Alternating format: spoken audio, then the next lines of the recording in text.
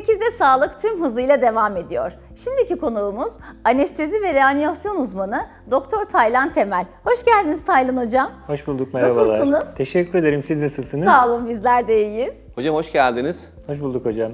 Hocam şimdi ağrı deyince aklımıza anestezi geliyor ve algoloji ki sizin özellikle çok ilgilendiğiniz bir konu. Ve herhalde baş ağrısından sonra belki de en sık ağrı sebebi bel ağrısıdır desek abartmış olmayız. Yok, kesinlikle doğru. Kesinlikle doğru. Peki hocam bel ağrısının en sık nedeni nedir? Düşünülenin veya inanılanın aksine bel ağrısının en sık sebebi fıtık değildir. Bel ağrısının en sık sebebi kaslar, o bölgenin kasları. Bundan sonra yumuşak dokular, bağ dokular, bundan sonra eklemler ve bel fıtığı ciddi bel ağrısının belki de 4. veya 5. sırasındaki sebepler. En sık gördüğümüz kas problemleri. Yapılan araştırmalar bize gösteriyor ki işte 50 yaşına gelmiş her birey hayatında en az bir defa ciddi bel ağrısı atağı yaşamış.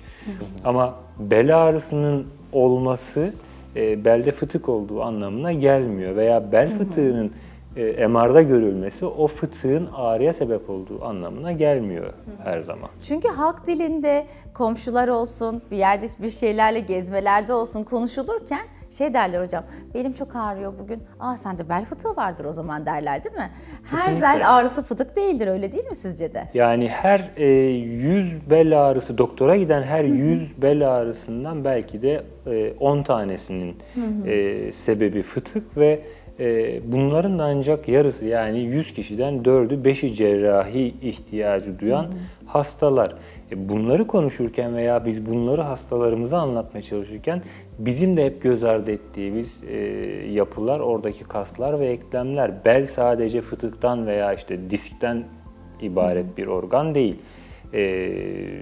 Eklemleri var, kendi bağları var, kemikleri var vesaire ve bunlar çok daha ciddi ağrı kaynağı her zaman. Kasın güçsüz olması bile oradaki ağrıyı tetikliyor değil mi hocam? Tabii ki, tabii Hocam ki. yanlış anlamadım herhalde 100 tane bel ağrısı olan hastanın 4 tanesi aslında bel Gerçek fıtığına bel fıtığı. bağlı oluşan ağrı değil mi? 100 hastadan 10 tanesinde 10 tanesi. biz ciddi anlamda rahatsız eden bel fıtığı görüyoruz ve Bunun da bunların yarısı ancak ameliyat ihtiyacı olan cerrahilik. hasta. Evet. Geri kalan %5'i ise başka tedaviler. Bunun tedaviler nedir hocam? Hocam konvansiyonel tedaviler dediğimiz geleneksel tedaviler ki bunların en başında istirahat, medikal tedaviler, kas gevşeticiler, kısa süreli ağrı kesiciler, mutlaka fizik tedavi ve spor egzersizler. Bu bel ağrılarının, özellikle akut bel ağrılarının hemen hemen %80-85'inin 2 hafta içerisinde ortadan kalkmasını veya en azından ciddi anlamda rahatlamasını sağlar. Ancak bu 2 haftalık, 4 haftalık, 6 haftalık tedavilerle azalmayan ya da tamamen ortadan kalkmayan ağrılara biz ya cerrahi ya da girişimsel müdahale önerebiliriz. Bir de hocam şunu soracağım, yani merak ettiğim için. Şimdi tabii bel fıtığı olsun, boyun fıtığı olsun bu tip problemi olan hastalar aslında diyelim ki fizik tedaviye gidince aman cerrahi olma, beyin cerrahine gittiğinde mutlaka ameliyat ol. Belki de bu tip hastalar yani bir algoloji uzmanı çünkü sonuçta ağrı yani adı üstünde. Evet. Yani sizin bir şekilde paylaştırmanız, yani siz fizik tedaviye gitmelisiniz, siz işte beyin cerrahisine gitmelisiniz diyebileceği bir aslında bir triyaj mekanizması olması gerekmez mi? Yanlış mı düşünüyorum acaba? Kesinlikle doğru düşünüyorsunuz ama enteresan bir şekilde bu triyaj mekanizması biz hekimler sayesinde mi diyeyim, yüzünden mi diyeyim çalışmıyor. Çünkü her hekim kendi uzmanlık penceresinden bakıyor, kendi perspektifinden bakıyor. Şimdi ben işte fizik tedavi uzmanıysam ben bunu fizik tedaviyle iyileştireceğim. Beyin cerrahıysam ben bunu kesin ameliyat edeceğim. Algoloji uzmanıysam ben kesin işte enjeksiyon yapacağım. Halbuki bana gelen hastaların ancak %80'i en iyi şartlarda benim uygulayacağım tedavilerden fayda görür. Aynı şey diğer branşlar için de geçerli. Kombin aslında Kesinlikle hocam, yani diyorsunuz. bel ağrısı veya bel kireçlenmesi, bel fıtığı, belle ilgili problemler multidisipliner çalışılması gereken problemler. Ben işlem yaptığım hastayı mutlaka fizik tedaviye gönderiyorum.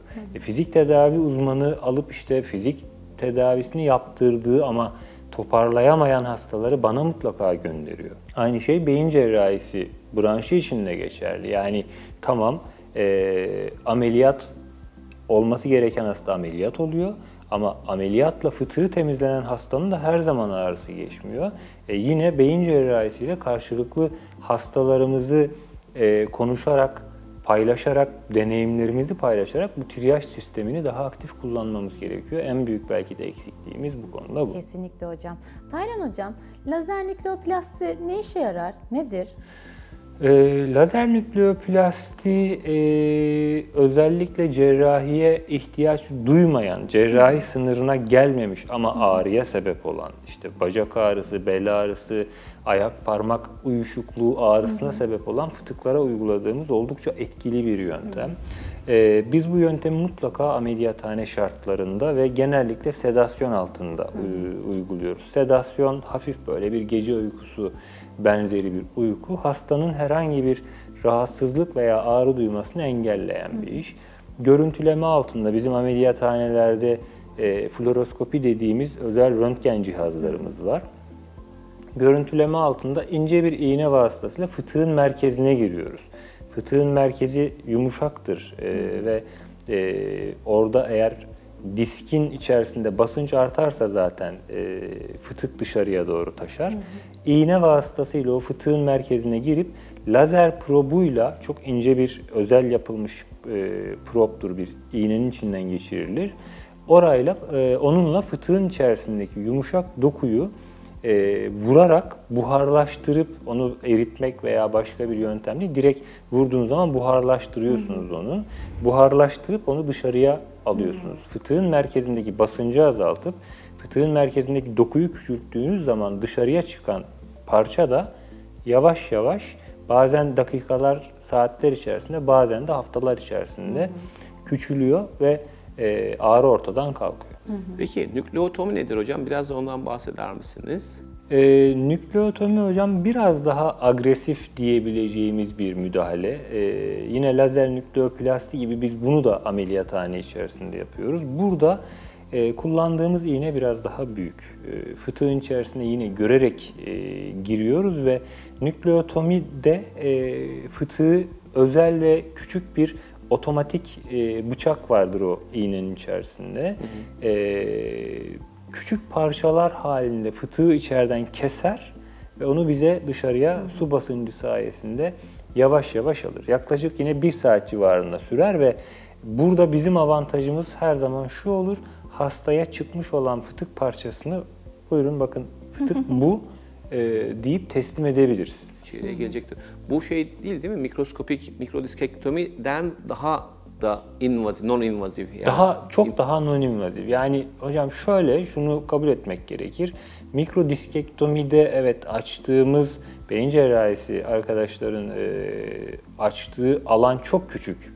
2 santimlik bir kesiden giriyorlar ama aslında açık cerrahi ile teknik 3 aşağı 5 yukarı aynı. Yani yine bir laminektomi dediğimiz kemik açma var, bir kemik pencere açma var. Diskektomi dediğimiz dışarıya çıkmış olan parçanın kesilip çıkarılması var. Bu ondan çok farklı. Biz ne bir kemik dokuya ne bir bağ dokuya zarar vermeden direkt uygun fıtığın merkezini boşaltıyoruz. Ve hani burada bir cerrahi nekahat de çok uzun bir cerrahi nekaat olmuyor. Yine 3 gün, 5 gün, belki 1 haftalık bir süre içerisinde günlük hayatına hızlı bir şekilde dönebiliyor aslında. Aslında çok güzel tedavi yöntemlerinden bahsettiniz. Fıtığın da güzelce giderilebilmesinden. Ama tekrarlar diyorlar genelde halk dilinde. Siz ne düşünceniz? Tekrarlar mı fıtık? Tekrarlaması tamamen hastaya bağlı.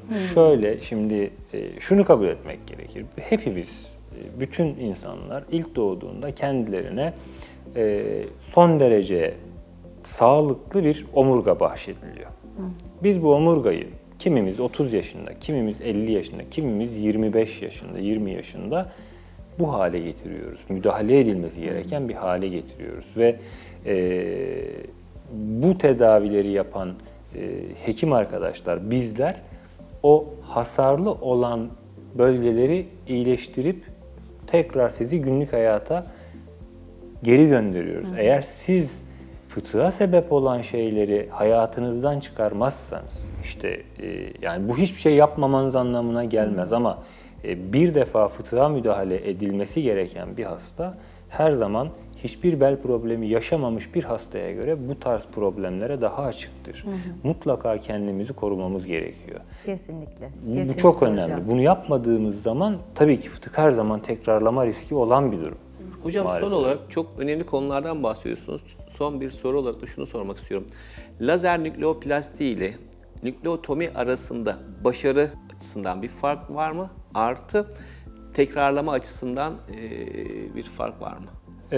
Hocam bu aslında güzel, çok güzel bir soru ama çok böyle hani deneyime dayalı bir soru. Tabii kaynaklarda, literatürde başarı oranları bunların 3 aşağı 5 yukarı benzer. %85, %90, %95'lerde. Sizin elinizde nasıl peki? Doğru fıtığa doğru müdahale her zaman çok daha büyük başarı getiriyor.